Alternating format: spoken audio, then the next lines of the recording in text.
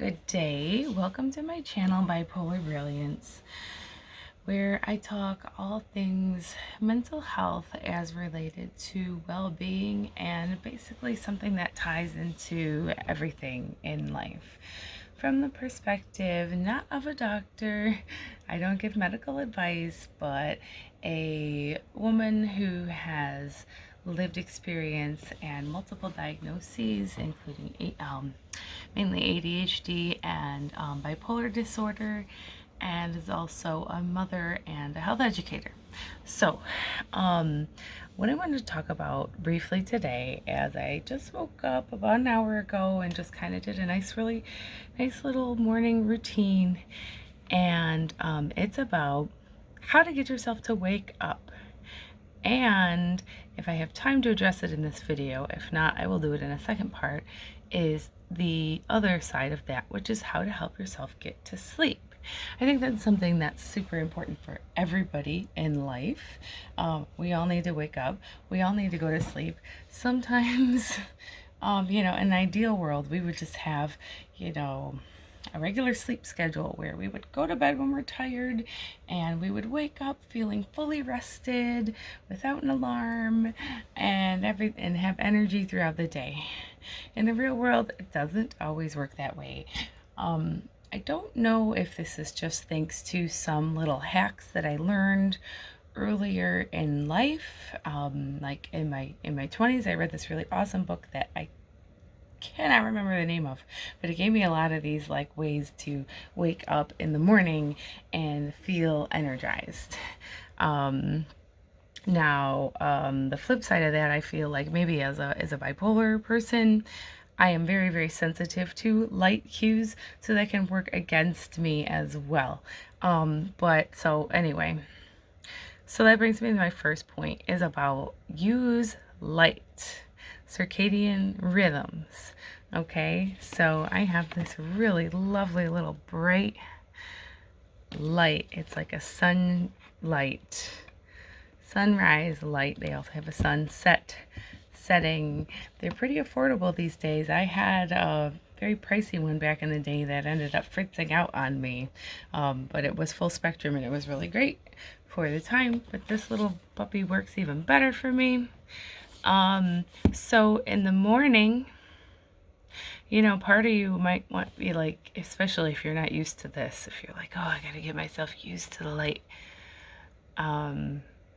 it's gonna be like the light, but that's what you need to tell your brain, hey, it's daytime, and to get moving. I really feel best. I'm feeling extra good about myself because I made my bed this morning. I listened to a guided meditation. I did a little yoga, which is like my version of yoga, stretching, whatever feels good. And I drank a lot of fresh water. Anyway, I'm telling myself it's going to be a good day, telling my brain to wake up and get going. When I was a teenager, I had the privilege of spending a year overseas as an exchange student. And so on my first and only, besides the way back, transatlantic flight, basically everyone that I went with this group of exchange students, and everyone had jet lag, it seemed, but me. And so I basically did some of these hacks. Now, I was really fortunate because we left New York City at sunset and we had dinner and watched the sunset out of the plane.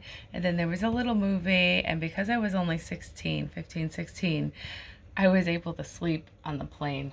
Nowadays, it's really hard for me to sleep in anywhere but my bed. But at that time, with my rubber neck and not caring about resting on the shoulder of whomever that I didn't know, I slept, and it was like 3 to 4.5 hours, which we all know is not a great full night of sleep. But if you know about the 90-minute sleep cycles that we tend to go through, it was enough. And then the sun starts coming up, right? Because we're flying toward Europe, Amsterdam in this instance. And So the sun's coming up. It's giving my brain that light cue, and now breakfast is served. And so my brain body is like, cool, we had a full overnight. Good morning. And so after, the layover and blah, blah, blah, right, we arrive in Paris. It's lunchtime. We have lunch, and we're only in Paris for a day. I order probably a double espresso or something. And a lot of the kids are like, oh, I'm going to go to my hotel room and sleep. And I'm like, yo, we're only in Paris for a day. Screw that. I mean, I couldn't really go out anywhere because I was a minor and needed a chaperone. But there was this beautiful courtyard in wherever Paris, je ne sais quoi, je me rappelle plus, I don't even remember, it doesn't matter. But it was still beautiful. It was outside. I got myself a little espresso and a journal and just took it in. And I didn't feel tired. And I never got jet lag flying to France. Like, I lived there. I never felt that jet lag. I did feel sleepy a lot when I first got there because my brain was overloaded with language. But so yeah, the caffeine is like, sometimes that helps, Sometimes you got to do that. But it was also like going out and sitting in the sunshine, moving around. Okay? Splash your face with cold water if you need to. Jump up and down. That's a good way to wake up. Now, the flip side of that is when I was in the hospital giving birth to my son. It was a very long process. And when I say long, I mean I was in the hospital for 1 week. 3.5-day induction and ending in emergency, cesarean, all this. Side note, right? That's definitely another chapter. But the problem was in the hospital, they have those bright ass lights on in the hallway all the time, which I understand. These medical professionals have to do their job. People don't just give birth, between 9 and 5. People don't have medical emergencies, But I'm so sensitive to light cues, which is good to help me wake up, but it's not good when it's time to go to sleep. And so essentially, Mama Rose here and I had a Fitbit at the time that would tell me when I was sleeping. And it told me that I got about an hour and a half of REM sleep in like a week. You want to talk about a recipe for actual insanity, losing your mind, psychosis. So I had to get out of the hospital in order to be able to sleep. And then there was still a process because by then the insomnia and hypomania had kicked into a point where I had to take extra measures. And I see we're at about 8 minutes on the video, so that's definitely another thing. But I will just say real quick, because I think that a lot of people sometimes have trouble with the flip side, which is calming down when falling asleep, and I'm definitely one of them, that's when I'm like, the light, gotta dim the lights. It's time for bed, dim those lights. I turn on the blue screen filter of my phone. In fact, I even taken a step further, and I have a couple of routines that kick in automatically because ADHD, I don't always have the best impulse control about putting the thing down if I'm using it. Perhaps you can relate, ADHD or not. And so most of our phones nowadays have these lovely routines. If you have an Android, it's called, like in mine, is called Bixby Routines. Or there's apps for it where at a certain time every day it will dim the brightness, it will turn on that blue light filter, it will even put it in black and white mode.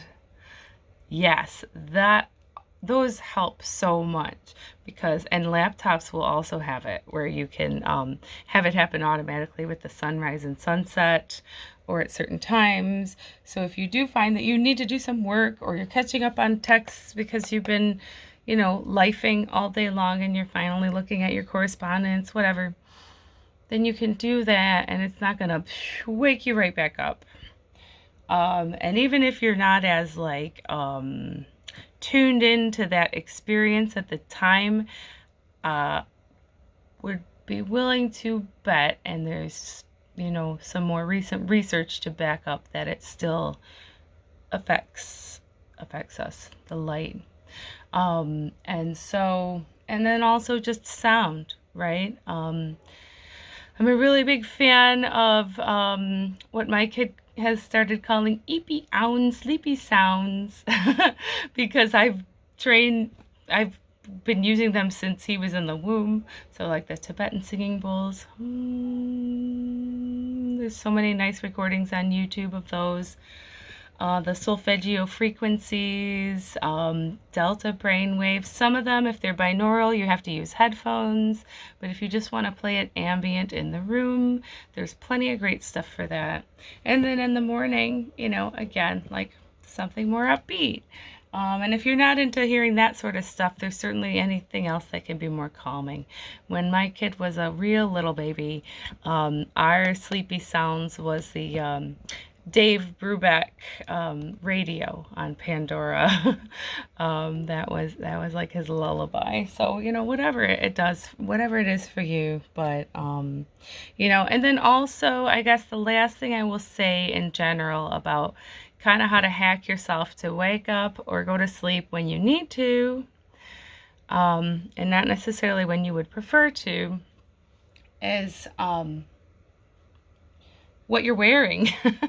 So I always laugh about that Started from the Bottom song, and he says, just as a reminder to myself, I wear every single chain even when I'm by myself or in the house. Like I do that, but like I mean, of course I'm into crystals and stuff for energy, but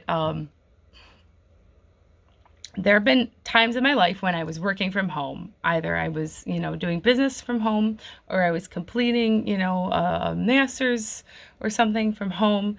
And I might have been all by myself, maybe, you know, with a cat or something. And so I would, you know, shower, I would put on some makeup, I would put on some jewelry, I would put on some clothes, something that was comfortable, but I would like to wear like a white button down, you know, so like I feel like I'm going to work. And I don't like to wear regular shoes in the house. So I have like these hard-soled house shoes, so they like feel like they're actually nursing shoes. So they actually feel like, you know, I'm supported. You know, I got my feet on the ground. I'm doing work around the house. And then when it's time for me to relax, even if it's in the middle of the day, I'm like Mr. Rogers. I'll put on my jammy pants, take off my bra, you know, if you're, you know, mess with the hair, you know, tie it up tight. If I gotta wake up, or if I'm getting a headache, you know, loosen it up, whatever. Like those things sound probably a little silly, but you know, try it. Don't knock it till you tried it. You ever stay in your pajamas all day? Sometimes you stay in your jammies and you're just getting stuff done. But doesn't it feel nice when you just put on a pair of jeans? Even if you don't have to go anywhere? Doesn't it feel nice when you just splash your face, you know, in the morning and at night? Doesn't it feel nice when you make your bed, even though you know you're just going to undo it again at the end of the day? Or maybe even in the middle of the day if you have the luxury of taking a nap. So I don't know, that's just sort of a smattering of pro tips that have helped me, and I will do another chapter. I think the whole journey of getting to sleep after basically like a week of not sleeping, and even extended longer into that. And by the way, I did not go to the psych ward. Don't try this at home. But you know, there's a reason, because of a lot of awareness and a lot of these little like hacks that I've collected over time to change my state. And meds too. Meds are part of the picture. Okay, just want to put that out there. Again, my name is Rosemary Bach-Lowry. I am a mom, a entrepreneur, an individual with ADHD and bipolar disorder. I'm a health educator. I've been a fitness coach for a long time. I am not a doctor, more like a med school dropout, which means I know just enough to to be dangerous. This is not medical advice. If you feel like you're a danger to yourself or anyone else, please call your doctor or 911. Take care of yourselves and each other. If this helped you in any way, give it a big thumbs up, share it with your friends, make sure you subscribe, keep your alerts on so you know when I post, and please feel free to share some comments below. Maybe you've got some pro tips that you'd like to share too. Okay, have a beautiful day. Bye.